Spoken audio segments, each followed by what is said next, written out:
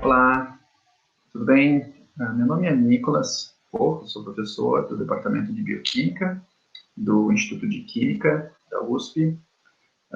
E hoje a gente está aqui para falar um pouquinho nesse ciclo de palestras que o Instituto de Química tem, chamado Química é Vida, que é normalmente feito na Biblioteca Mário de Andrade, mas em função da pandemia a gente agora migrou para esse método online, né, de apresentar as nossas pesquisas, né, para um público geral, público leigo, né. Eu originalmente trabalho com, não trabalho com vírus, não trabalho com coronavírus originalmente. Meu interesse é em como as células reparam DNA. Então, o nosso DNA dentro da célula reage com diversas coisas, né, água e a própria radiação ultravioleta, as coisas que tem no cigarro, né, e tudo isso danifica o DNA, altera a informação do DNA, e isso leva à alteração do comportamento das células ao longo do tempo, né? Então isso, na verdade, é o processo fundamental que leva uma célula normal a virar um câncer, é esse dano ao nosso DNA. Em função da pandemia do coronavírus, e por uma questão de uma via de reparo de DNA que a gente estava estudando, que tinha algumas coisas semelhantes com a resposta da célula quando ela é infectada com o vírus, a gente acabou começando a desenvolver um projeto agora, recentemente, nos últimos meses, sobre a doença, ou sobre o vírus, pelo menos, tentando desenvolver tratamentos, né? Então, eu decidi mudar o tópico da minha apresentação, ao invés de falar o que o meu laboratório costuma trabalhar, eu achei que seria mais pertinente, nesse momento de pandemia, falar sobre o que está acontecendo, né, com a gente, o que está causando essa doença. Então, eu vou falar um pouquinho, eu não sou virologista, tá? Tudo que eu estou explicando para vocês são coisas que eu aprendi nos últimos 2 meses, lendo sobre coronavírus, aprendendo sobre coronavírus, assim como eu, muitas pessoas que estão trabalhando com coronavírus hoje não sabiam da existência dele 3 meses atrás, 4. E isso é bom, né? O coronavírus já existia uma quantidade pequena de laboratórios que estudavam esses vírus há mais tempo, mas agora a gente precisa, né, novas ideias, novas formas de resolver isso e mais gente, né, mais pessoas envolvidas nisso, porque é um problema novo, um problema grave, a gente precisa achar uma solução o mais rápido possível. Então eu vou contar para vocês um pouquinho do que eu aprendi sobre coronavírus nos últimos meses, e aí um pouquinho do que a gente está fazendo, né, para tentar encontrar tratamentos. Eu vou discutir um pouco os outros tipos de tratamento que também estão sendo desenvolvidos, tá? Então, essa imagem aqui eu acho bem legal, vocês podem ver em azul aqui, são... deixa eu ver se eu consigo fazer um apontador aqui. Sim. Essas bolinhas em azul aqui são o coronavírus, tá? Em amarelo aqui é uma célula humana, tá? Isso não tem essa cor normalmente, isso foi feito, né, uma representação artística, mas a imagem original é uma imagem verdadeira de um microscópio eletrônico, tá? Então, antes de começar a falar sobre Covid-19, sobre SARS-CoV-2, eu queria deixar claro a diferença dessa nomenclatura e o que uma indica e o que a outra indica, né? Então, a gente tem uma doença, certo, que acomete as pessoas, que essa doença se chama Covid-19, certo? E o Covid-19 vem do nome em inglês, doença de coronavírus de 2019. Ela surgiu no final de 2019, né, na China. Mas só que esse não é o nome do vírus que causa a doença, tá? O nome do vírus que causa a doença é SARS-CoV-2. SARS porque é a Síndrome Respiratória Aguda Grave, né, que é uma outra forma, talvez, de você chamar a doença, certo? SARS-CoV de coronavírus, e 2, porque existiu um SARS-CoV-1, se você quiser, certo? O SARS original. O SARS original causa uma doença que chama Síndrome Respiratória Aguda Grave, SARS, tá? Essa doença surgiu também na China, também de um coronavírus, né? Lá por 2003, tá? ela cometeu alguns milhares de pessoas, acho que uns 800 mais ou menos morreram nessa doença, muito parecida com a doença que a gente está vendo agora, só que o vírus tinha uma mortalidade mais alta e uma transmissibilidade menor. Então foi mais fácil de conter ele naquela região da Ásia e ele não chegou a se espalhar tanto pelo mundo, então não virou uma pandemia na época. Talvez foi um sinalzinho de alerta que se a gente tivesse levado mais a sério na época, né, a gente teve aí uns 15 anos para cima, né, para pesquisar esse SARS original. Se a gente tivesse feito isso mais a fundo, talvez a gente estaria mais preparado hoje, tá? Então, SARS foi uma doença, certo? E o vírus que causava essa doença chamava SARS-CoV, coronavírus que causa SARS. Como o coronavírus que causa esta nova, a Covid-19, é muito parecido com esse coronavírus original, se deu o nome de SARS-CoV-2, porque ele é parente, a versão 2.0 do mesmo vírus, certo? E a doença, eu acho que deveria ter sido chamada SARS-2, mas a Organização Mundial da Saúde decidiu chamar ela de Coronavirus Disease, né? Doença de Coronavírus 2019, Covid-19. Tá? Existe um terceiro coronavírus bastante parecido, que também causa uma doença respiratória grave. A doença se chama MERS, então a Síndrome Respiratória do Oriente Médio. E o coronavírus que causa essa doença também chama MERS-CoV, certo? Então, o coronavírus que causa MERS. Então, o SARS-CoV, o coronavírus da SARS original, surgiu em morcegos, tá? E depois passou por um pequeno carnívoro chamado civeta, e dessa civeta passou para o ser humano. Tá? Então, esses coronavírus, eles conseguem pular de uma espécie para outra, alguns. Né? A gente tem diversos coronavírus circulando, que infectam gatos, infectam cachorros, infectam porcos, infectam vários animais, só que a maioria desses não conseguem pular para seres humanos.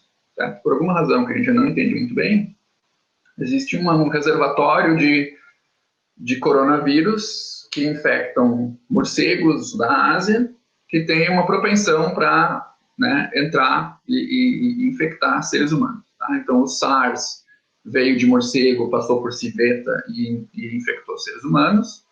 O SARS-CoV-2 agora, a gente viu que também provavelmente veio de um morcego, talvez tenha tido um intermediário em pangolins, a gente não sabe direito como isso aconteceu, e chegou em seres humanos.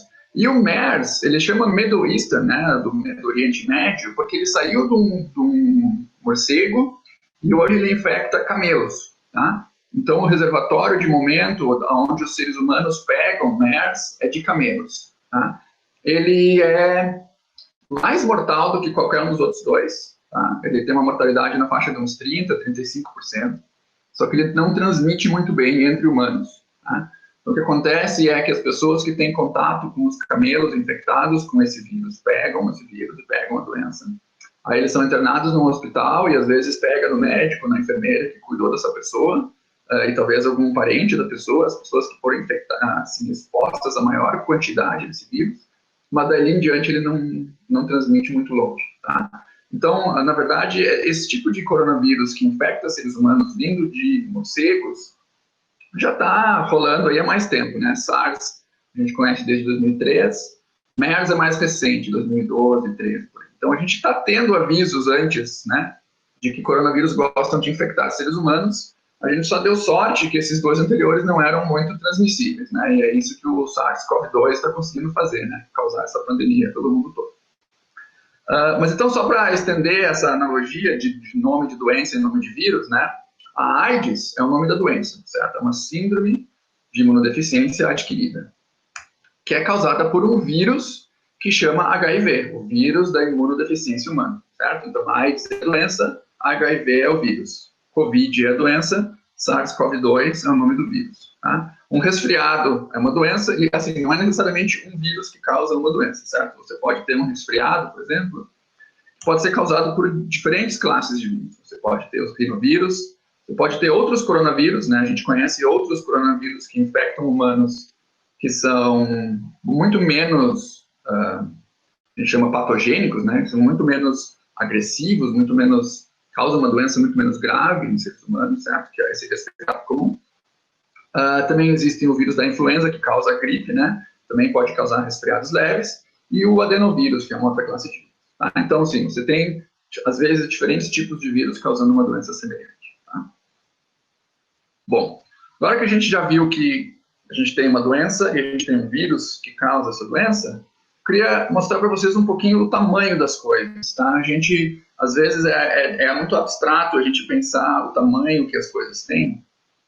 Então, eu queria mostrar essa tabelinha, essa figura aqui para vocês, onde vocês podem ver aqui, bem à direita, são as coisas maiores, certo? E daí para cá a gente vai diminuindo de tamanho, tá?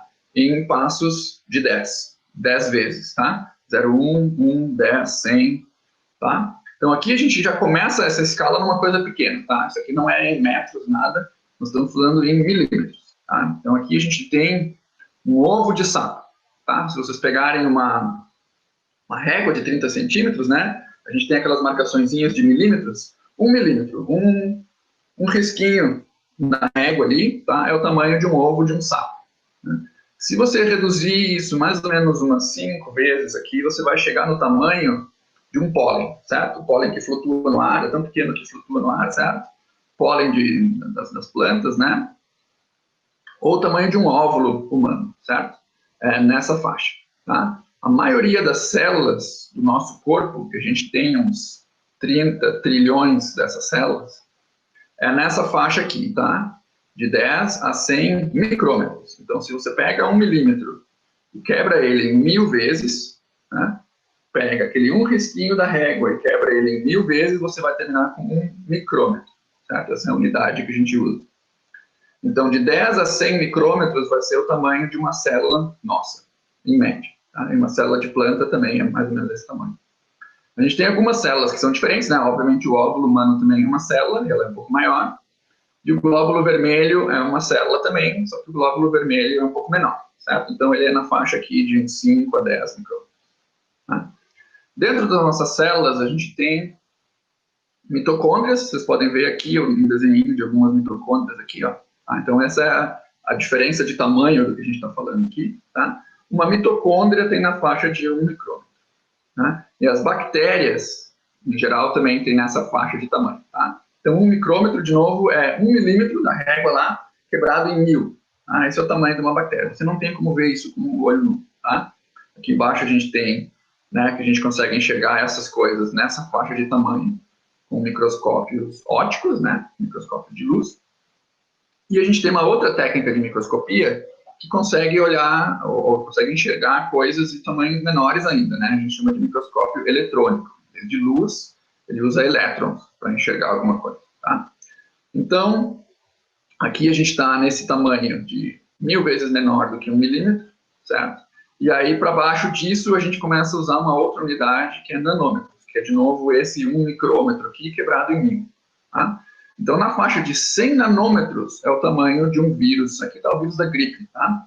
A maioria dos vírus cai mais ou menos nessa faixa aqui, tá? Então, a gente está falando de coisas que são aí umas 50, 100 vezes menor do que... Desculpa, de 100 a 1000 vezes menor do que as nossas células, né, do nosso corpo em geral. Tá? Então, vírus são muito pequenos em relação às nossas células. Nós temos 30 trilhões de células que fazem nosso corpo. Então, uma célula já é uma unidade pequena do nosso corpo. Tá? As nossas células são feitas de diferentes moléculas, né? Uma classe muito importante de moléculas nas nossas células são as proteínas. Tá? Então, a gente tem aqui um tamanho de proteína que é bastante menor do que o vírus, né? Os lipídios, que fazem parte da membrana da nossa célula, que é essa parede aqui. Parede não, né? O que divide a nossa célula do exterior. São feitas de lipídios. Tá? Aqui a gente tem uma molécula de C60, que são 60 carbonos, 60 átomos de carbono, e aqui você tem um átomo, certo? Que é 0,1 nanômetro. Então, isso aqui átomos são muito, muito menores do que moléculas, né? Moléculas é uma coleção de átomos, e depois uma célula é uma outra ordem de grandeza completamente. Tá? Então, átomos, moléculas e células. São tudo unidades de coisas pequenas, mas vocês podem ver aqui que a distância de tamanho entre as coisas é bastante grande. Tá? Então, só para dizer que um vírus, então, a gente nem chama de ser vivo, né? Eles não tem vida sozinhos, eles precisam infectar uma outra célula, né, para terem qualquer atividade bioquímica. Então, eles são, na verdade, uma partícula só viral, não é uma célula, nada. Né? As bactérias são células, as bactérias conseguem, por elas mesmas, né, usar a energia, fazer alguma atividade, né, fazer coisas que aquela célula tem interesse, se dividir e tal, sem ajuda, né, de alguém outro. O vírus precisa infectar uma célula, usar a maquinaria daquela célula para conseguir se dividir e se multiplicar. Nós já vamos falar um pouquinho mais sobre isso. Então, de novo, aqui só para mostrar um pouquinho dessa questão do tamanho do problema, né, da diferença de tamanho entre um vírus e uma célula nossa. Aqui é uma microscopia eletrônica, parecida com aquela que eu tinha no começo da minha fala, né, na capa lá. E aqui a gente tem, então, uma célula humana, tá? Vocês podem ver toda essa parte em vermelho aqui. É uma célula humana, vocês têm aqui uma mitocôndria daquelas que eu mostrei para vocês antes, tá? Então, isso aqui é uma foto, né, uma microscopia eletrônica. Então, isso aqui é só um pedaço da célula. A célula continua para fora da imagem aqui, que a gente não está mostrando, tá? De novo, nós somos feitos de 30 trilhões dessas células. Então, né, isso aqui já é bastante pequeno. E aí, cada uma dessas bolinhas que vocês estão vendo pretas aqui do lado direito é uma partícula de coronavírus. Tá? Então, isso é um coronavírus tentando infectar essa célula. Vocês podem ver algumas dessas partículas do vírus entrando dentro da célula. Aqui, ó, vocês estão vendo aqui. E aqui também tem diversas, assim, dentro dessas vesículas, né, que é o que eles gostam de fazer para entrar na célula. Tá bom? Então, assim, coronavírus são muito menores do que as nossas células, e as nossas células já são um tamanho que a gente não enxergaria a olho nu. Então, do que é feito um vírus, né? O que tem nessa partícula, nessa bolinha preta que a gente viu na imagem? Tá? Então, genericamente, vírus, tá, em geral, são feitos praticamente de duas coisas. Uma é um envelope, e nem todos têm envelope, mas a maioria tem um envelope, algum tipo de proteção, algum tipo de, né, estrutura que faz a capa, faz a envolta, faz o envelope desse vírus, certo? E o cerne da coisa, que é o material genético, certo? O vírus, então, tem um envelope, alguma coisa que protege o que tem dentro, e depois alguma coisa dentro, e o que tem dentro é o material genético, tá? Não tem nada aqui que faça alguma coisa com esse material genético. As nossas células são cheias de material genético, mas também são cheias de proteínas, cheias de metabólitos, cheias de diversas outras coisas que fazem atividade metabólica das nossas células, fazem as células se dividirem. Então, nada disso existe dentro de um vírus. Tá? O vírus é um envelope e o material genético que esse envelope está protegendo. Tá? Aqui é o caso do coronavírus SARS-CoV-2, tá? O envelope dele é feito de uma membrana lipídica, vocês podem ver essa camadinha amarela aqui, que faz a volta toda, é feita de membrana lipídica, assim como as nossas células têm uma membrana lipídica, o vírus também tem uma membrana lipídica, tá? E essa membrana ele rouba das nossas células, ele não faz ele mesmo. E é por isso que sabão, por exemplo, funciona, porque é um lipídio, certo? Então, se você usa sabonete para lavar as mãos, isso desfaz a membrana lipídica, quebra o vírus em pedaços e ele não funciona mais para infectar alguém, né? Álcool é a mesma coisa. E essa membrana lipídica tem, então, diversas proteínas aqui, né? Proteína é uma molécula que os seres vivos e os vírus também usam para alguma atividade, né? As proteínas do vírus, então, as proteínas estruturais, que a gente chama do vírus, são, na verdade, 3 que fazem parte do envelope e outra que fica no meio. Então, são 4 proteínas estruturais do vírus que fazem parte dessa partícula viral, tá? Uma é a proteína S, spike, que é essa que faz essa coroinha que eles chamam, né? Por isso que o nome do vírus é coronavírus, por causa dessa proteína spike, que tem essa parte mais globular aqui na ponta, certo? Tem a outra proteína E, que faz parte do envelope, ela fica dentro da membrana lipídica. E tem a outra proteína M, que também faz parte da membrana, né? Então, é M, E e S, são as proteínas que fazem o envelope do vírus. E S é a principal proteína envolvida na entrada do vírus para dentro da célula. Tá? E depois a gente tem, então, o material genético. O material genético de coronavírus é um RNA, é uma fita simples de RNA, para quem sabe o que significa. E o material genético do coronavírus está envolto numa proteína que protege esse RNA chamada N, ou nucleocapsídeo, certo? Então, você tem 4 proteínas, S, E e M, que ficam no envelope, e N, que fica dentro da partícula, protegendo o RNA, o material genético do vírus. Então, se vocês quiserem, assim, eu vou tentar sempre trazer analogias que eu acho que facilitam para as pessoas explicar. Essas analogias, às vezes, são aproximações, não levem elas tão a sério, mas acho que elas ajudam a entender o que a gente está falando, tá? Então, eu gosto de fazer essa analogia do vírus como um cavalo de Troia.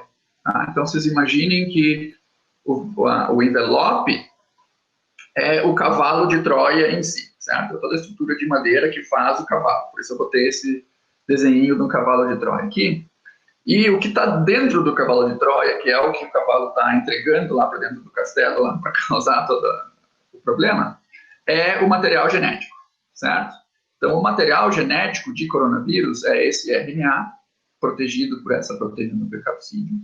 E o que está escrito nesse material genético, o que esse material genético faz, é basicamente ser o manual para produzir mais cavalo de Troia. E é só isso que um vírus é. O vírus é um cavalo de Troia que invade o castelo, e dentro do cavalo de Troia tem instruções de como produzir mais cavalos de Troia. E com isso, o castelo começa a produzir cavalos de Troia, e os cavalos de Troia vão invadir os castelos vizinhos. Basicamente, é isso que um vírus está fazendo. Tá? Então, aqui, ó, o que é um vírus? Isso não é específico para coronavírus. Todos os vírus, no fundo, são isso. São uma forma de entrar dentro da célula e forçar a célula a fazer mais cavalos de Troia. Tá? Então, é um cavalo de Troia com um manual de como fazer mais cavalos de Troia.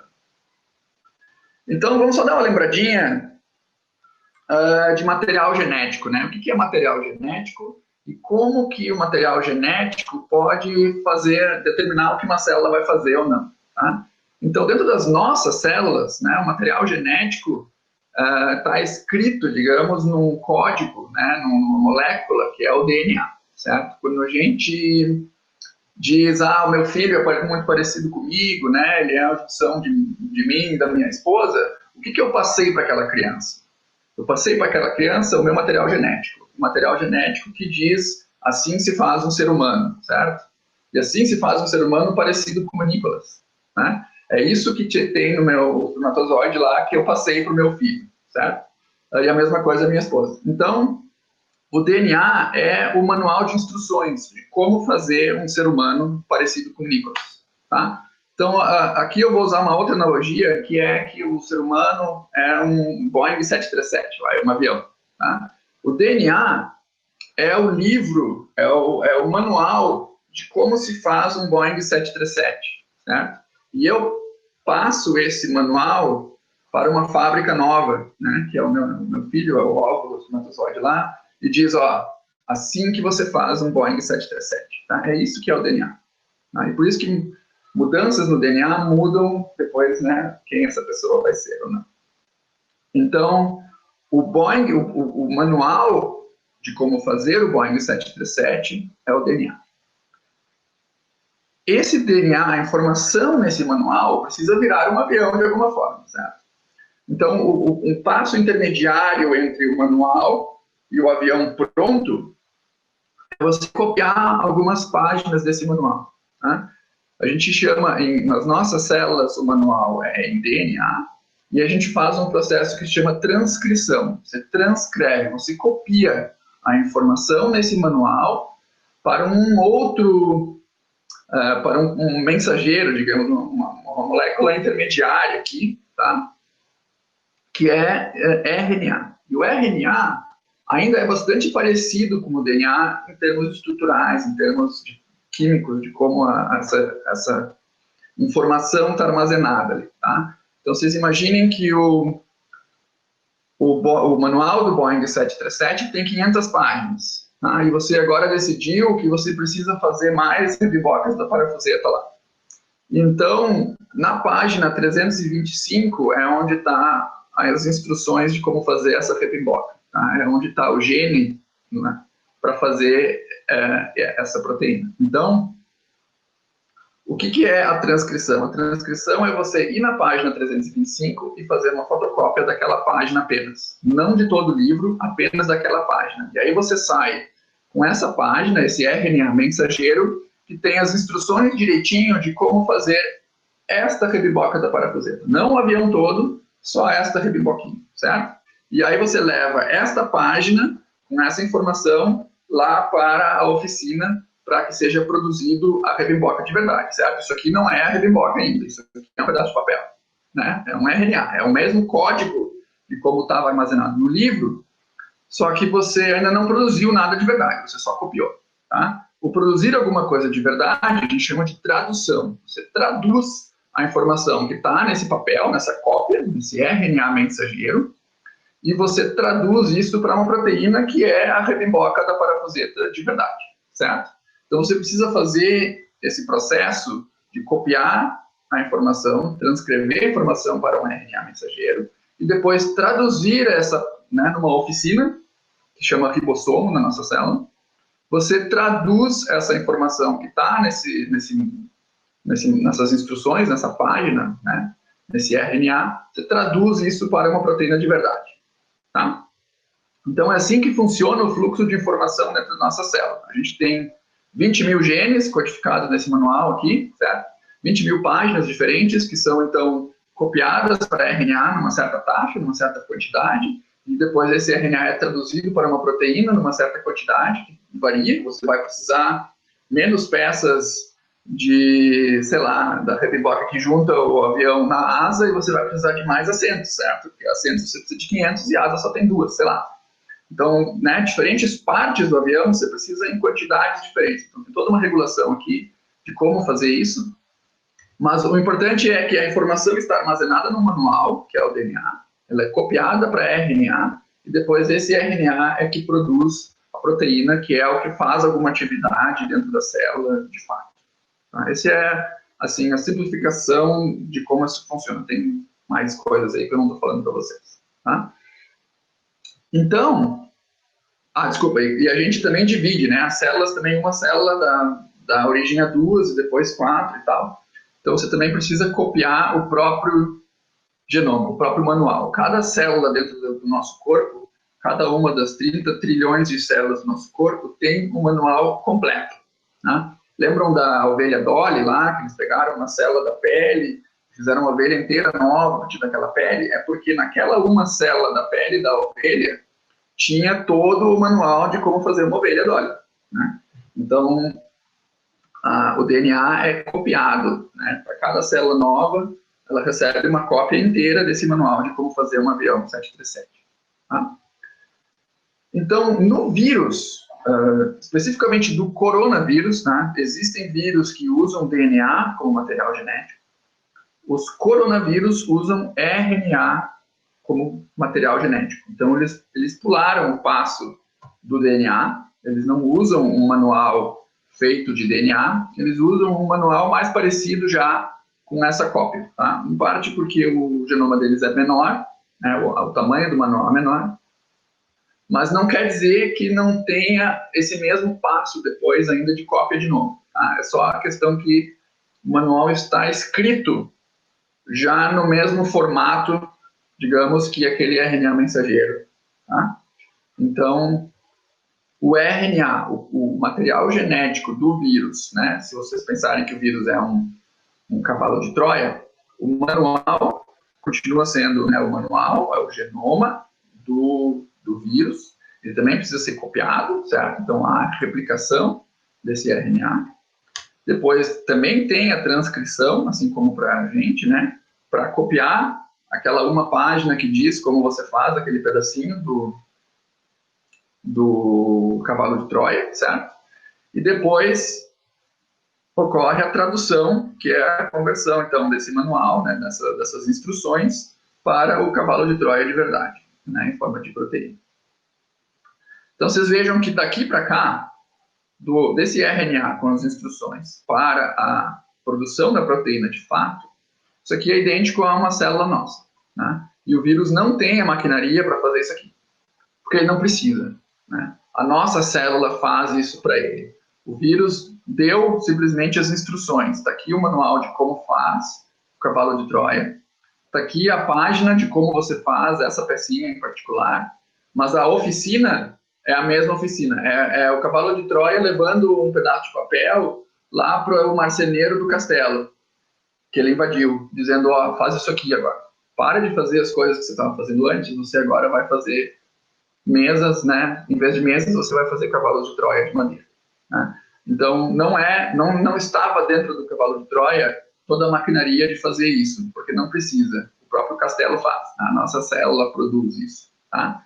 O que o vírus precisa ter é essas coisas aqui, nessa parte de manutenção do genoma dele, porque essas coisas a gente não tem dentro da nossa célula, tá? Então, vamos conversar rapidinho aqui sobre o genoma, o que está escrito nesse material genético do coronavírus, tá? Então, a gente tem aqui um esqueminha do genoma do SARS-CoV-2, que é o vírus, então, que causa a Covid-19, que a gente está vendo agora. O genoma do SARS-CoV, que é o vírus causador do SARS original, lá de 2003. E esse aqui é o genoma do MERS, que é o coronavírus parecido, né, que é o que vem de camelos, tá? Vocês podem ver que eles são bastante parecidos aqui nessa parte inicial, tá? E aqui para cá você começa a ver umas diferencinhas. Então aqui você vê, ó, S, E e M, né, são aquelas 3 proteínas que eu falei para vocês no começo que fazem parte do envelope do vírus, tá? Então essas 3 proteínas aqui são as que fazem o cavalo de Troia em si, tá? Vocês podem ver que elas estão entre SARS-1 e 2, elas estão no mesmo lugar. No MERS, já houve uma alteração aqui na sequência. Vocês estão vendo? Ó, existem algumas coisas a mais aqui, que não existem nos outros, né? 4A, 4B, 5. Tá? E aí depois E e M estão aqui mais adiante. Tá? E aí no SARS-CoV-1, CoV-2, tem aqui essas proteínas C, 7A, 7B e tal, que em MERS não existem. Aqui no MERS só tem o 8B. E depois todo mundo tem a proteína N aqui no final, que é aquela que empacota esse genoma, tá? Então, vocês já podem ver que tem algumas pequenas diferenças aqui nos genomas desses diferentes coronavírus. E que, obviamente, vocês podem ver aqui direto já que o SARS-CoV-2 se chama SARS-CoV-2 porque ele é bastante semelhante ao SARS-CoV que a gente já conhecia. Vocês estão vendo aqui que é bastante parecido, né? Todo esse genoma, toda a sequência ali é bastante semelhante. Tá? A gente vai falar um pouquinho mais sobre isso depois. Então, além das proteínas estruturais que fazem o cavalo de Troia, né, e empacotam no genoma, tem um monte de outras coisas aqui. Vocês estão vendo que os meus círculos vermelhos aqui não estão pegando todo o genoma, tá? O resto do genoma do coronavírus, basicamente tem diferentes proteínas, né, codifica para diferentes coisas que têm a função de fazer mais cópias do genoma. Então, vocês lembram que o genoma é feito de RNA? Você precisa de uma enzima que faça mais RNA, né, faça mais cópias daquele manual de como faz o cavalo de Troia. Você precisa produzir essas proteínas, você precisa colocá-las no lugar certo, transportar elas dentro da célula para o lugar certo, né? Tem algumas proteínas aqui que o vírus, na verdade, faz em pedaços maiores e depois quebra em pedaços menores. Então, tem diferentes atividades aqui que não tem dentro da nossa célula, que o vírus precisa trazer junto para que ele consiga, né, fazer tudo o que ele precisa fazer. Inclusive formar aquelas vesículas que eu mostrei para vocês. O vírus gosta de se replicar, os coronavírus em especial, isso não é todos, ele se replica dentro de uma pequena vesícula, de uma membrana, para meio que se isolar do resto da célula, né? Em parte porque isso protege o vírus de ser reconhecido pela célula como um invasor, tá? A gente vai falar um pouquinho mais sobre isso. Mas, além dessa formação de vesículas, tem um monte de outros fatores aqui codificados no genoma do vírus que impedem a célula, basicamente, de perceber que ela está sendo infectada, né? Você precisa fazer isso para você conseguir se replicar dentro da célula, né? O castelo não pode estar sabendo que o cavalo de Troia entrou e está alterando as coisas dentro da célula. Então, você precisa prevenir isso de acontecer. Então, tem diferentes fatores aí no genoma do vírus que codificam para proteínas que fazem isso. Tá? Então, já que a gente está falando do genoma do coronavírus, do SARS-CoV-2, Eu queria só dar uma lateral aqui sobre a origem do vírus. Tá? A gente tem visto discussões na mídia aí sobre se ele veio do laboratório lá da China, se foi produzido de propósito por seres humanos e tal. Cientificamente, há muito pouca evidência, eu vou mostrar para vocês evidências bastante fortes de que não veio de um laboratório. Tá? Mas, ao invés de só dizer acredita em mim, eu vou mostrar a evidência para vocês. Tá? Então, isso aqui é um paper agora, recente, onde eles sequenciaram o genoma do SARS-CoV-2, foi quando eles identificaram que era um coronavírus. Tá? Então, vocês podem ver de novo aqui o genoma do coronavírus, do SARS-CoV-2.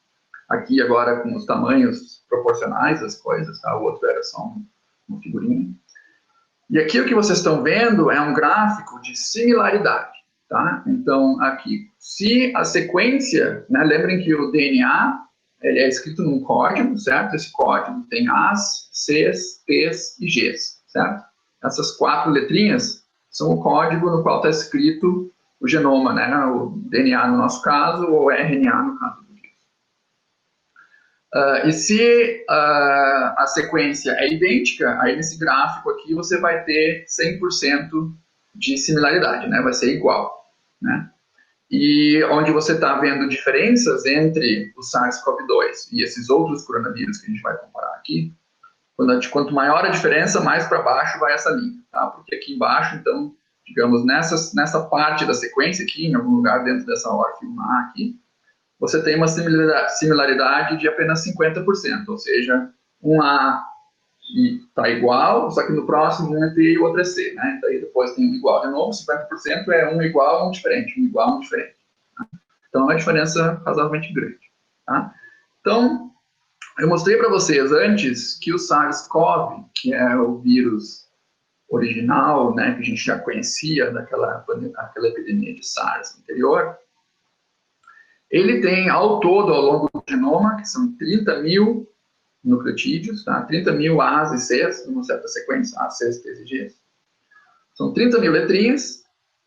O SARS-CoV, o SARS original, é 79,6% igual ao SARS-CoV-2. Tá? E aí vocês podem ver aqui ao longo do genoma, tem regiões onde as diferenças são maiores, aqui assim. Aqui na proteína S, vocês podem ver que tem uma diferença grande também, tá? Tem outras regiões que são mais semelhantes. Então, aqui você chega a ter algumas regiões que é quase 90% igual, tá? Mas vocês vejam que tem variabilidade ao longo do genoma aqui, tá?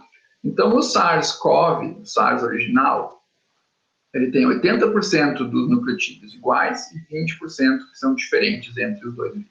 Tá? Isso parece pouco de diferença, mas é um monte, tá?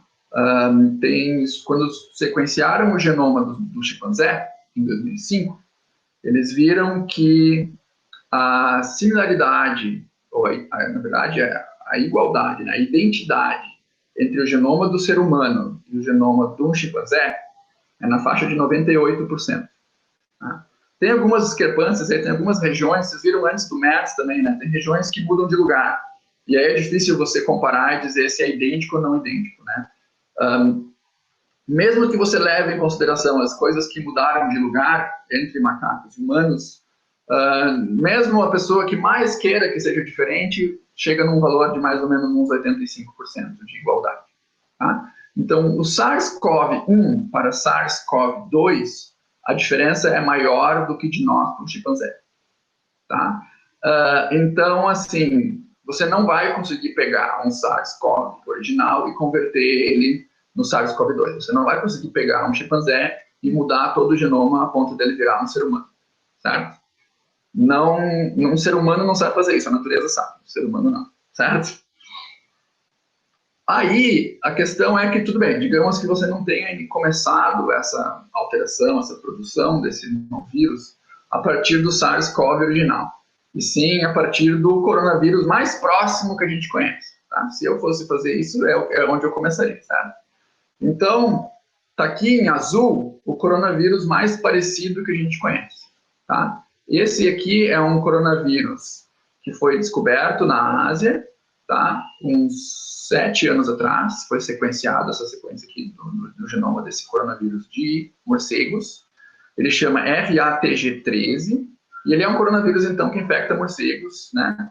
E ele tem 96,2% de identidade. Então, ao longo do genoma aqui, desses 30 mil letrinhas, 96,2% são iguais e os outros 3,8% são diferentes. Tá? E é esta sequência que sugere para a gente que o SARS-CoV-2 veio de morcegos. Tá? Porque o bicho mais parecido que a gente já tinha visto antes do surgimento do SARS-CoV-2 é exatamente este coronavírus de morcegos lá da China. Tá?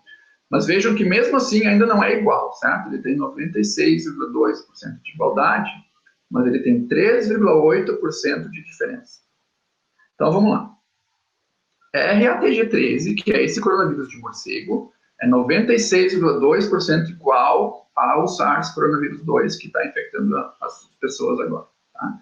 O tamanho do genoma desses coronavírus é de 30 mil pares de base. Tem um erro aqui, tá? 30 mil pares de base. Então, 3,8% desses 30 mil significa que tem mais de 1.000 alterações ainda entre esse coronavírus mais parecido que a gente conhece para o SARS-CoV-2. Tá? Então, se o coronavírus SARS-CoV-2 veio de um laboratório, alguém precisa ter feito 1.000 mudanças neste vírus. 1.000 mudanças neste vírus para que se chegue na sequência do bicho que está infectando os seres humanos hoje. Não existe virologista no mundo que saiba fazer 1.000 alterações no vírus sem estragar o vírus. A gente não sabe o suficiente sobre este vírus e qualquer outro vírus para fazer um design de 1.000 mudanças no vírus e fazer o vírus ficar melhor. Você pode fazer 1.000 mudanças no vírus. A probabilidade é de 99,99999% de que você vai piorar o vírus. Você não vai fazer um vírus mais patogênico. A gente não sabe o suficiente sobre como vírus atacam células para fazer 1.000 mudanças e essas 1.000 mudanças melhorarem o vírus. Tá? Aí, a segunda sacada, quando a gente sequenciou o genoma do SARS-CoV-2, a gente viu que dessas 1.000 mudanças, 1.000 e tantas, na verdade, eu estou reduzindo o número, muitas são sinônimos. Sinônimos significa que a mesma sequência de RNA leva a uma proteína igual. Tá? Então, você está introduzindo mudanças no genoma do vírus que você está criando no laboratório, mas essas mudanças não têm efeito nenhum. É você escrever a mesma palavra com, sei lá, um exemplo em português aí, né? Você pode escrever, às vezes, gramaticalmente está correto, escrever a mesma palavra de dois jeitos. Você pegou um livro e você gastou tempo mudando palavras para sinônimos, né? Se você fosse criar artificialmente no laboratório um vírus, você não ia gastar tempo fazendo isso, certo? Se você fosse um bioterrorista, você não ia gastar tempo fazendo alterações que não têm nenhum efeito depois, tá? A natureza faz isso porque essas mudanças acontecem naturalmente depois da seleção natural, né? A gente não faz. Se você fosse fazer o design disso, você não ia introduzir essas mutações que não têm efeito. Tá? A outra questão é que aquela história de que o vírus saiu do morcego e passou por um pangolim é porque essa região aqui, deixa eu mostrar, essa região aqui da proteína S, vocês estão vendo que mesmo nesse coronavírus de morcego, a proteína S é bastante diferente. Tá? A região mais diferente entre esse coronavírus de morcego e o SARS-CoV-2 é nessa região aqui. Tá? E a gente sabe, a gente já sequenciou um coronavírus que infecta pangolins, que é tipo um tatu, é um bicho que tem assim, uma pele bem grossa, que existe lá na Ásia, tá? E existem uns coronavírus que infectam pangolins que têm a proteína S praticamente idêntica ao do SARS-CoV-2, tá? Então, a ideia é que o que aconteceu foi que essa região do genoma foi trocada entre um coronavírus que infecta morcegos e esse coronavírus de pangolins, né? E isso acontece biologicamente muitas vezes. Os vírus juntam pedaços dos seus genomas de vírus diferentes e formam um bicho novo, né? Então, a gente sabe que algumas partes do genoma do SARS-CoV-2 são mais parecidas com um coronavírus de pangolins, certo? Só que esse coronavírus de pangolins, nenhum ser humano sabia da sua existência até que ele foi publicado a primeira vez em outubro de 2019. Lembrem que a doença começou na China lá por novembro, talvez dezembro. Tá? Então, essa foi a primeira descrição desse vírus de pangolins que a gente hoje sabe que contribuiu uma boa parte, uma parte importante do genoma para esse SARS-CoV-2. Então, não houve tempo de um ser humano descobrir que existia este vírus de pangolins em outubro de 2019, para depois produzir um SARS-CoV-2 em laboratório. Tá? Então, tudo bem. Um ser humano não construiu este bicho. Tá? Mas digamos que os seres humanos tinham esse coronavírus RATG13 de morcego lá, crescendo no laboratório, e ficaram crescendo no laboratório, ele foi acumulando alterações naturalmente, e aí depois ele mudou o suficiente para virar o que hoje é o SARS-CoV-2, e aí escapou do laboratório. Tá? Vamos explorar essa possibilidade. Então, vamos lá. Lembrem que eu falei que do RATG13 até o SARS-CoV-2 houve mais de 1000 mudanças na sequência. Tá? A gente tem como calcular o tempo que essas alterações levariam para acontecer naturalmente. A gente sabe a taxa, mais ou menos, de mutação de coronavírus e a gente consegue calcular isso. Então, foi calculado nesse paper aqui que um vírus ancestral, que era o último ancestral em comum, né, entre esse vírus de morcego, o RATG13, tá? E o mesmo esse outro do pangolim também, que parece ser talvez um precursor do coronavírus, desse SARS-CoV-2, eles levariam cerca de 30 a 50 anos para acumular alterações, todas essas alterações que levaram à formação desse SARS-CoV-2 que a gente sequencia hoje. Tá? Então, 30 a 50 anos atrás, a gente mal sabia que existia coronavírus. Muito menos sabia que eles existiam em morcegos, e muito menos que eles infectavam seres humanos. Ninguém tem. Esse RATG13 a gente descobriu em 2013. Tá? Então, nos anos 80, ninguém estava crescendo este vírus em cultura. Tá? Então, a gente tem bastante certeza que estes vírus estavam circulando na natureza, em morcegos, né?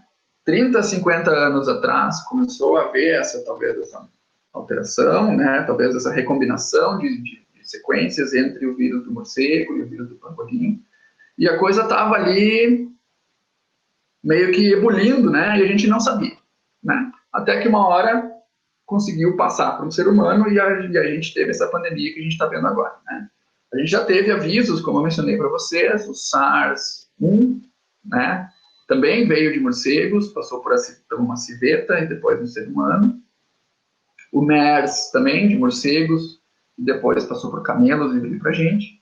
Então, assim, existe uma população de coronavírus que infectam esses morcegos lá da Ásia, que parece ter uma propensidade a gostar de infectar seres humanos. E a gente não precisa inventar um bioterrorista, um cientista maluco, né, para explicar de onde essas coisas vieram. A questão é entender os detalhes agora, né? Onde ele passou pelo pangolim, como que foi, passou pelo pangolim ou não, passou por um outro vírus. Existem um monte de vírus nesses morcegos e outros bichos que a gente ainda não conhece. Então, talvez exista por aí algum outro coronavírus que infecta morcegos que é 99,9% igual ao SARS-CoV-2. A gente ainda não achou ele, talvez, né? Então, por isso é importante que se continue pesquisando coisas que às vezes a gente não acha que são interessantes, né? 5 anos atrás, você vai pedir dinheiro para alguém, uma agência de fomento, dizendo que você está sequenciando o coronavírus de morcegos da China. Você tem que acreditar que aquilo é importante, porque eu não sei se eu acreditaria que era importante. Hoje eu sei que é. Então, a gente não tem como saber antes o que vai ser importante e o que não vai ser. Desde que a ciência seja bem feita, alguém tem que fazer para a gente ter esse conhecimento na hora que acontece esse tipo de situação que a gente está tendo agora. Então, vamos lá. Vamos falar um pouquinho sobre exatamente o que o vírus faz dentro da célula. Tá? Eu não vou entrar nos detalhes aqui de como isso tudo funciona. Tá? Eu vou continuar usando a minha analogia, aquela do cavalo de Troia. Tá? Então, aqui a gente tem o vírus está, sei lá, entrou pela sua via aérea para o seu pulmão, ou por, né, narinas e tal, mucosa do nariz. E aí você tem, então, a ligação do vírus com a nossa célula. Né? Vocês lembram daquela imagem que eu mostrei para vocês antes, de que o vírus é muito menor do que a nossa célula. Então, o vírus reconhece uma proteína na nossa célula, chamada ACE2, e aí o vírus, então, entra para dentro da célula. Ele pode ser internalizado por uma vesícula dessas aqui, a gente chama de endossomo, ou por uma outra via, tá? Que não envolve o endossomo. Depois eu vou falar para vocês por que isso é importante. Aí, então, esse cavalo de Troia, vamos fazer as imagenzinhas do cavalo de Troia aqui, tá? Então, esse cavalo de Troia entra dentro da célula, com o seu genoma protegido dentro do cavalo, e depois, dentro desse endossomo, ou por um outro método que a gente vai falar depois, esse cavalo de Troia libera, então, o genoma, o material genético do vírus dentro da célula. E agora esse material genético do vírus né, vai ser lido, vai ser traduzido, né, pela maquinaria da célula. Então, a célula começa a produzir as proteínas que estão codificadas desse material genético, e também o próprio vírus começa a fazer, o vírus tem umas enzimas que começam a ler a informação daquele genoma, começa a produzir, então, essas cópias das páginas relevantes ali que eu falei para vocês, tá? Além de cópias do próprio manual inteiro, né? Você faz cópias das páginas para produzir alguma coisa, e você faz cópias do manual inteiro, que é para depois entrar dentro do cavalo pronto, né? Para você poder mandar um novo cavalo com o genoma dentro para o próximo castelo, certo? Então, aqui você tem a entrada do vírus, a liberação do material genético dentro da célula, depois a produção e cópia, né, dessas proteínas do genoma, e a produção de novos cavalos de Troia. Vocês vejam aqui que tem as instruções para fazer S, E, M e N, né, que é o que empacota esse genoma. Então, você produz essas proteínas todas dentro da célula, isso tudo é com maquinaria, com todos os processos né, de produção de proteínas, né, dos marceneiros da nossa célula lá, tá bom? E você produz, então, mais cavalos de Troia, se coloca o genoma dentro desse cavalo de Troia, né? E aí depois isso entra de novo em vesículas que são, então, expelidas para fora da célula para poder infectar o próximo castelo, né? A próxima célula. Então, é isso que o vírus está fazendo com a gente, né? Ele entra, ele produz mais cavalos de Troia, produz mais cópias do material genético e depois joga isso para fora para infectar a próxima célula. No fundo, é só isso que o vírus está fazendo. Esses cavalos de Troia que foram liberados, então, podem agora sair pelo seu nariz quando você espirra ou quando você fala, né, junto nas gotículas, isso infecta a próxima pessoa, mas também infecta as células vizinhas dentro de você, né, e é isso que vai causar a doença, porque você está infectando um monte de células dentro das suas vias aéreas. E mais tarde, inclusive, em outras regiões do corpo, parece também. Então, assim, a gente não é completamente estúpido, certo? O nosso corpo não deixa isso acontecer assim sem mais, né? Então, obviamente, a gente se importa com isso, a gente enxerga isso como um problema e a gente tenta fazer alguma coisa a respeito, certo? Essa alguma coisa a respeito é o nosso sistema imunológico, certo? E o nosso sistema imunológico, ele tem basicamente dois tipos de resposta. Uma que é uma resposta generalista, que lida com qualquer vírus, com qualquer coisa que infecta a gente. Ela é razoavelmente boa, mas ela tem suas limitações. E depois uma resposta mais específica, que é com todos os anticorpos, que a gente sempre ouve falar, né? Os anticorpos levam aí uma semana, 10 dias para começar a aparecer e começar a ter efeito. Então, você não pode esperar tanto tempo para produzir essa resposta. Ela é uma resposta melhor, ela é uma resposta mais específica para este vírus, mas você não pode não fazer nada por uma semana. Então, a gente tem uma outra resposta mais generalista, que a gente chama de resposta inata, né? E é dessa que eu quero falar para vocês um pouquinho aqui, tá? Quando um vírus infecta a gente, a presença desse genoma do vírus, desse RNA do vírus dentro da célula, ativa uma cascata de sinalização aqui, eu não vou falar os detalhes para vocês, porque não interessa, mas basicamente assim, a célula percebe que tem o genoma de um vírus dentro dela, e ela vai lá e tenta avisar todo mundo que ela está sendo infectada. Basicamente isso, tá? Então, ela detecta a presença do genoma do cavalo de Troia aqui e produz uma resposta que, então, secreta, né, que joga para fora da célula um sinal, um mensageiro. Tá? E esse mensageiro, ele vai para a própria célula, dentro do próprio castelo, ele avisa de novo, ó, nós estamos sendo infectados, a gente precisa fazer alguma coisa. E se ninguém avisar o rei do castelo lá, ninguém vai fazer nada, certo? Então, estamos sendo infectados por um cavalo, façam alguma coisa. Essa é a mensagem para o próprio castelo. Mas esse mensageiro também tem como avisar as células vizinhas e diz, ó, gente, nós estamos sendo infectados por um cavalo de Troia aqui, se preparem, ele vai pegar vocês, né? Esse mensageiro aqui chama interferon. E o nome dele é exatamente interferon, porque ele interfere, né? Os cientistas gostam de nomes legais, né? Interferon porque ele interfere com a replicação do vírus, é uma resposta antiviral. Então, essa resposta interferon, ela sinaliza para a própria célula que ela está sendo infectada e ela sinaliza para as células vizinhas se protegerem da infecção. Tá? E aí a célula ativa diversos mecanismos para evitar que o vírus consiga, né, se replicar e infectar aquela célula. Então, vamos continuar na analogia do castelo aqui. Você fecha a porta do seu castelo para não entrar um cavalo de Troia, avisa os porteiros lá para não deixar entrar se chegar um cavalo de Troia. Você fica procurando genomas de cavalo de Troia pelo seu castelo, e se você encontrar algum, você queima, quebra, rasga, sei lá, faz qualquer coisa, sabe? E você avisa os seus marceneiros lá para pararem de fazer, sabe? Obviamente essas analogias são grosseiras, mas vocês entendem a moral da história, né? É uma resposta que previne, que avisa a célula que ela tem um problema e ela começa a fazer alguma coisa a respeito. Tá? A questão é que essa resposta interferon, ela é bastante eficiente. Tá? Quando ela funciona direitinho, ela impede um vírus de infectar a pessoa. Então, o vírus também não é completamente estúpido, certo? Obviamente, ele não tem inteligência.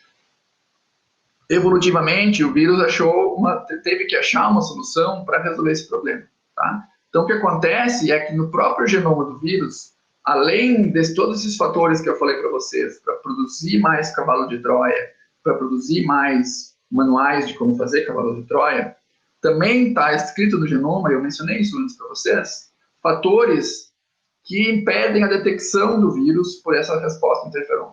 Tá? Eles podem atuar tanto na parte de detectar a presença, ou seja, aqui em cima, quanto em toda essa cascata, que tem diversos pontos dessa cascata aqui, que o vírus pode afetar, né, essa mensagem que está passando. Tá? A minha analogia aqui vai ser que o vírus expressa armas, tá? Armas que vão matar o mensageiro. Né? Então, com isso, a célula continua ignorante, ela continua não sabendo que ela está sendo infectada e o vírus consegue se replicar mais rápido. Tá? Então, isso é basicamente um pré-requisito. Tá? Um vírus, para infectar um hospedeiro, precisa impedir essa resposta do interferon de acontecer com eficiência. Tá? E todos os vírus fazem isso. O vírus da gripe, HIV, todos os vírus, de alguma forma, afetam essa resposta do interferon do hospedeiro para impedir que o hospedeiro perceba que ele está sendo infectado. E isso, inclusive, limita quais hospedeiros aqueles vírus conseguem infectar, e é por isso que existem coronavírus de gato que nunca vão infectar seres humanos, porque os coronavírus de gatos não têm mecanismos de impedir a nossa resposta interferon de detectar a presença deles. Então, mesmo que você seja exposto a coronavírus do seu gato, ele não, primeiro que ele talvez não consiga entrar, talvez ele não consiga, né, ter um receptor na célula que permita a entrada dele, mas mesmo que ele entre, você tem a resposta interferon rápida porque você detectou a presença daquele vírus, e aí ele nunca vai ter como causar uma doença na gente. Então, assim, evolutivamente, o hospedeiro e o vírus estão nessa guerra constante, né, de achar uma forma de detectar o bicho e o vírus tentando um jeito de se prevenir. E com isso, eles meio que evoluem juntos, né, a ponto do vírus depois não conseguir infectar outra espécie, né. Então, por isso que é raro esses pulos entre uma espécie e outra, que nem a gente está vendo agora do coronavírus, né, que vem de morcegos infectando seres humanos. Tá? Bom, Então, vamos falar um pouquinho da doença em si, antes a gente poder falar em tratamento, né? A doença, na verdade, é dividida em duas, talvez três fases, como está aqui, tá? Mas principalmente uma fase inicial, que é uma fase onde você tem, então, a replicação do vírus, o vírus está infectando células, está se multiplicando, está infectando a próxima célula e tal. Então, essa é uma fase inicial com alta replicação do vírus, alta quantidade de vírus, né? E é a fase onde a pessoa está realmente, né, infecciosa, né? Ela tá com possibilidade de transmitir esse vírus para outras pessoas, porque ela está com muito vírus nas vias aéreas, tá? Aí o sistema imunológico começa a responder, né? Não é que a resposta interferona não funciona, ela só demora um pouquinho mais. Então isso permite que o vírus replique, né, dentro da gente, mas depois, de uma certa altura, o sistema imunológico percebe o que está acontecendo, né? E aí, então, a quantidade de vírus vai diminuindo, né? Você vai tendo uma diminuição dessa resposta viral, dessa produção de vírus. Só que o que começa a acontecer é que o sistema imunológico começa a responder a esse vírus, às vezes de uma forma exacerbada, né? Nas pessoas que a doença é mais leve, o que acontece é que o vírus se replica, o sistema imunológico se ativa, lida com aquilo ali, e aí tá tudo bem. Né? Então você passa com um monte de dificuldades, você fica com dor de cabeça, você fica, né, se sentindo mal. Aliás, em parte desse se sentir mal é o próprio interferon que produz isso, não é o vírus, é o interferon que produz esse sentimento de mal-estar. Né? Mas né, você se livra do vírus e aí o sistema imunológico, né, essa resposta inflamatória reduz, e aí está tudo bem. O que acontece é que, numa proporção das pessoas, essa resposta inflamatória é excessiva, né? E aí você começa a ter problemas já não diretamente relacionados à presença do vírus mais. O vírus já se foi nessa parte tardia aqui. Você tem pacientes, inclusive, em UTI, que você vai lá e faz o teste para coronavírus e dá negativo, porque não tem mais vírus lá. Tudo que está acontecendo é uma hiperativação, uma hiperatividade do sistema imunológico, né? dessa inflamação que acontece.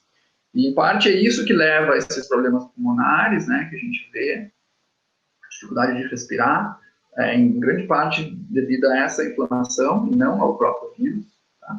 E depois a gente está vendo mais fases aqui, mais tardias até. Então, a gente está vendo agora, à medida que a gente começa a ter muitos casos, né, e começa a acompanhar as pessoas por mais tempo também, a gente sabe que tem essa fase da falta de ar, que a pessoa precisa de intubação. Depois tem uma fase onde acontece hipercoagulação. Então, as pessoas começam a ter muitos coágulos no sangue se formando sem ter, de fato, alguma lesão, né?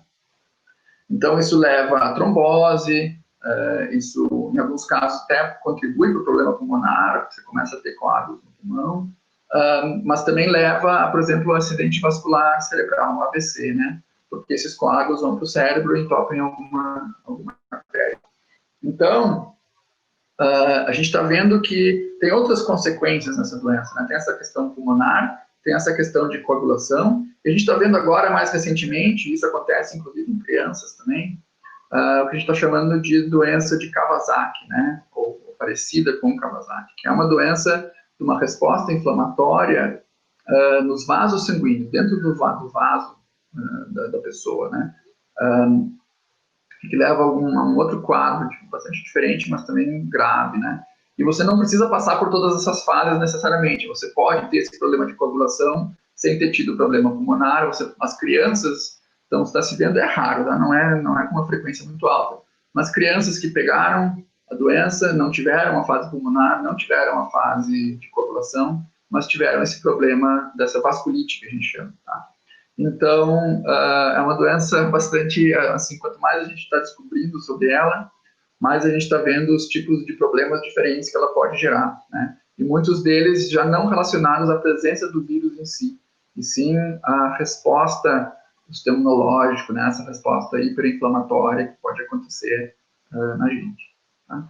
Então, nesse sentido, como é que a gente vai tratar isso? Tá? Então, obviamente, o primeiro tratamento para qualquer vírus e qualquer coisa é prevenção, certo? Então, prevenção seria uma vacina. O que é uma vacina? Uma vacina, você vai dar um vírus, mas não é o vírus verdadeiro, não vai infectar a pessoa, mas você vai dar alguma parte do vírus para que o seu sistema imunológico ache que tenha sido infectado.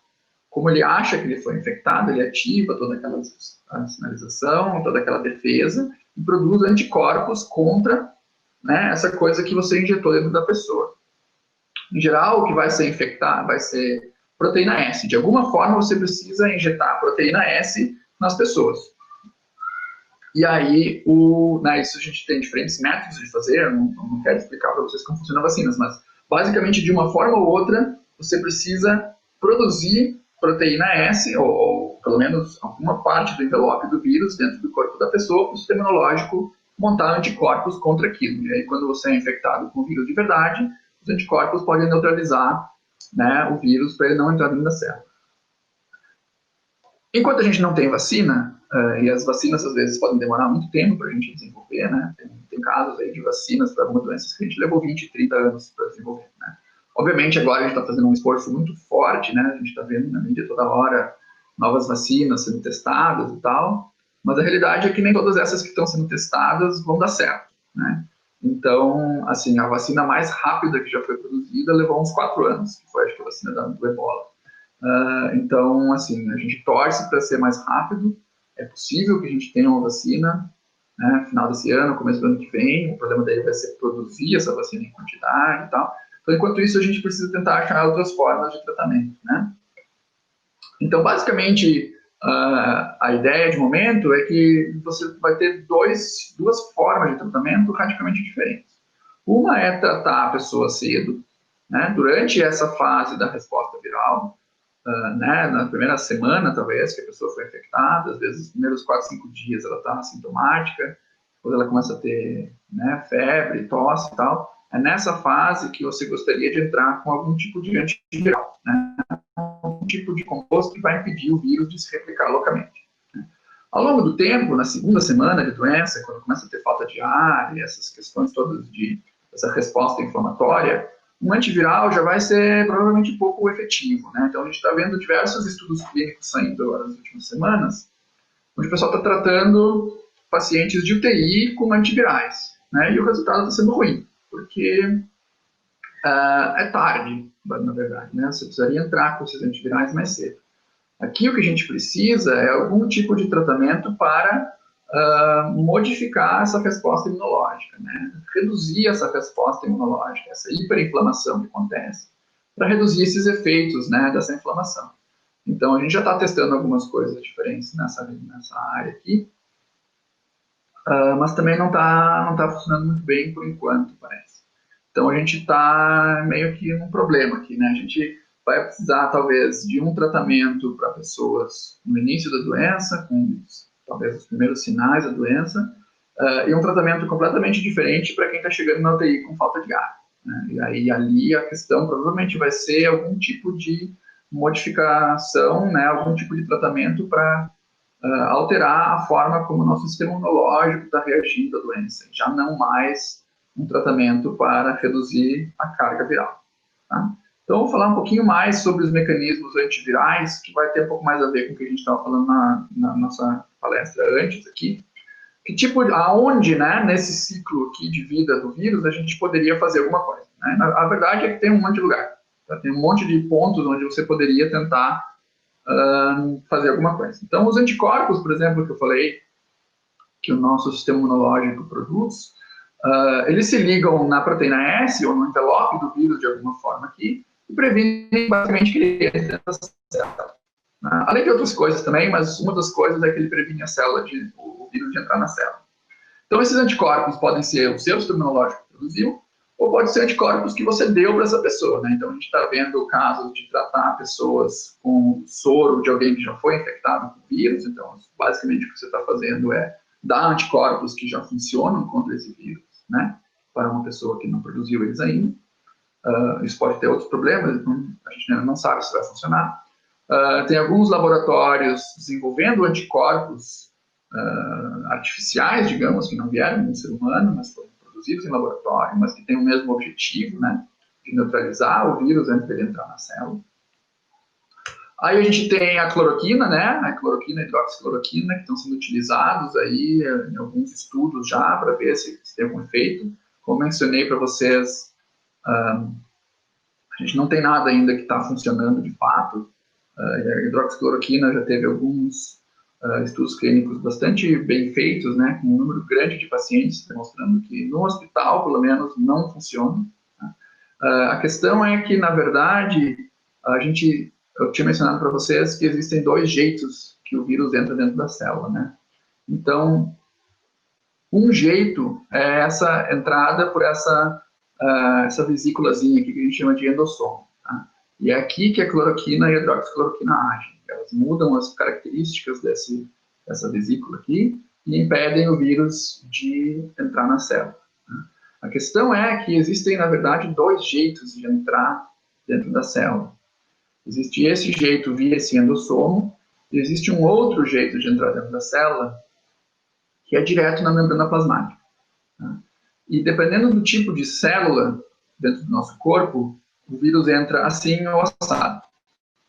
E as células que a gente usa em pesquisa muito, é uma célula porque ela previne esse método de entrada, e aí o vírus não consegue se replicar dentro daquela célula. Tá? Tem diversos estudos mostrando que em células do epitélio do pulmão, né, essa não é o método preferido de entrada do coronavírus. Ele prefere entrar por esse outro método de membrana. Né? E aí a cloroquina não vai fazer nada. E talvez seja por isso que não esteja funcionando muito bem nos ensaios clínicos. Tá? Então a gente tem um outro inibidor, chama Camostat, que é um inibidor dessa outra via, né, de entrada pela membrana. Existe uma protease aqui, que se chama TMPRS2, que é importante para essa entrada do vírus por esse outro método. A gente tem um inibidor já aprovado para uso, acho que a gente já falou, porque essa via de entrada é a mesma via de entrada, eu acho, do vírus da influenza também. Então, esse composto aqui é aprovado para uso, acho que é para gripe. Tá? Então, já tem estudos clínicos em andamento com esse outro composto aqui. E, inclusive, se vocês pararem para pensar que parece que existem dois métodos de entrada, talvez a combinação deste com este, né, os dois compostos ao mesmo tempo, seja uma possibilidade interessante. Mas eu aqui estou só jogando ideias, tá? Não tenho nenhuma evidência de que isso funcionaria. Mas é isso que a ciência básica faz, né? A gente joga ideias, a gente testa essas ideias e depois vê o que acontece. Eu não estou trabalhando nisso, mas na hora de preparar essa apresentação, me dei conta que isso talvez seria uma possibilidade de tratamento interessante. E eu descobri que já tem ensaios clínicos em andamento, acho que na Alemanha, testando essa combinação. Então, talvez daqui a umas semanas ou meses a gente vai ter uma resposta para essa pergunta. O outro ponto que a gente poderia agir, então, depois que o vírus já entrou dentro da célula, né, esses três métodos aqui basicamente impedem o vírus de entrar na célula. Depois que o vírus já entrou, você poderia evitar que o vírus consiga, né, produzir essas proteínas. Então, vocês lembram que eu falei que na produção do vírus, na produção das proteínas do vírus, o vírus produz, na verdade, uma proteína grandona e depois quebra ela em pedacinhos. Tá? Então, existem inibidores de protease, né, que é a enzima que quebra essas proteínas em pedaços. Então, esses dois aqui são inibidores de protease do HIV, foram desenvolvidos para o HIV originalmente e estão sendo testados já em seres humanos para ver se funcionam contra a protease de SARS-CoV-2. Tá? Tem alguns estudos que saíram recentemente demonstrando que tenha talvez um efeito leve. E aí a gente tem os antivirais que impedem a replicação do vírus. Então, vocês lembram que o genoma do vírus é em RNA, você precisa copiar esse genoma em RNA, você precisa transcrever também para esses RNAs mensageiros, né, aquelas copiazinhas do livro, para fazer o cavalo de Troia, né?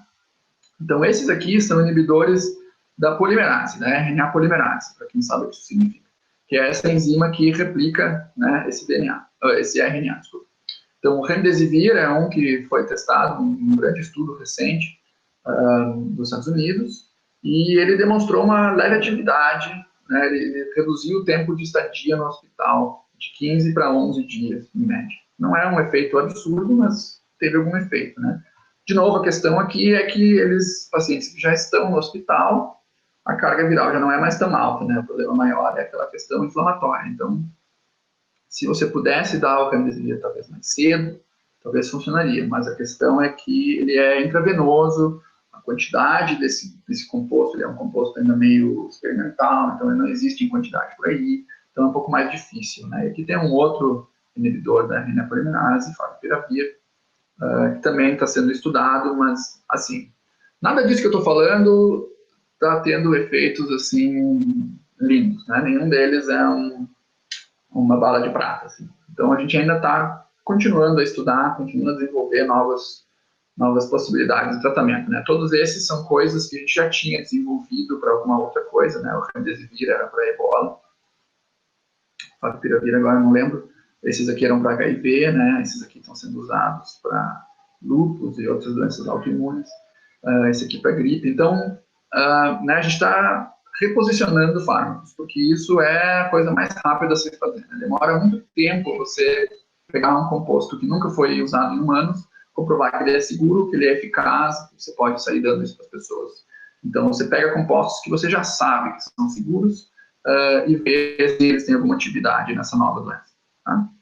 Outra coisa que a gente pode fazer, fora essas atividades antivirais, digamos, diretamente no vírus, na parte de replicação do vírus, é mexer com aquela resposta interferon, né? Aquela questão do mensageiro que avisa as células de que a gente está sendo infectado. Então, a gente pode dar interferon direto para as pessoas. Tá? Por muito tempo, isso é uma resposta, é uma proteção antiviral bem genérica. Assim. A gente usou interferon por muito tempo para tratar hepatite C, também é causada por vírus, e ela, por muito tempo, o tratamento de escolha para tratar hepatite C era administrar interferon para a pessoa, para ela continuar se protegendo, não tendo ativado essa resposta antiviral. Então, tem alguns estudos aí olhando para ver se tratar as pessoas com interferon talvez seja um bom antiviral. De novo, você precisaria fazer isso bastante cedo, né? Porque parece que nessa resposta hiperinflamatória mais tarde, o interferon tem uma contribuição negativa, né? Ele piora o quadro de hiperativação, porque você está ativando essa resposta imunológica, né? Então, você precisaria entrar com esse interferon bastante cedo. A outra possibilidade é você, de alguma forma, mexer nesses mecanismos que eu mencionei, que o vírus tem para impedir a resposta interferon. Né? Então, se você matar, se você estragar a arma que o vírus tem para matar a resposta interferon, você também pode permitir que a célula perceba que está sendo infectada e se proteja. Então, isso é uma possibilidade interessante, que está sendo um pouco explorada, na verdade.